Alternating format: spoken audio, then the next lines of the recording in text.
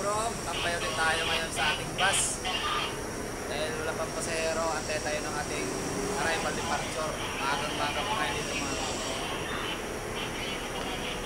Unit natin, 197 Volvo V7R. Yan yung unit natin. So yung mga kasama natin, ayun, nakaparking pa sila. Yan, dito yung boarding gate natin mga kapatid. Hi guys! Doon. So yung mga kasama natin, mga nakaparking lang, wala pang ginagawa. So doon banda, yung mga boarding gate.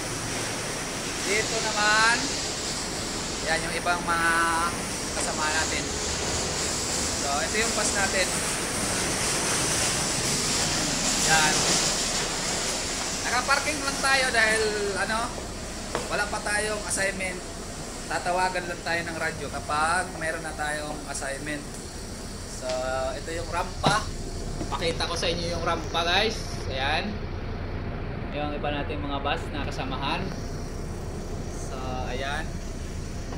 Ayan, shout out dyan sa driver ng Toto4. Ayan, gumagala ka dyan sa gitna ng runway. Yung dinaanan niya guys, outer lane. Pwede naman yung bus dyan. Tambay-tambay lang tayo.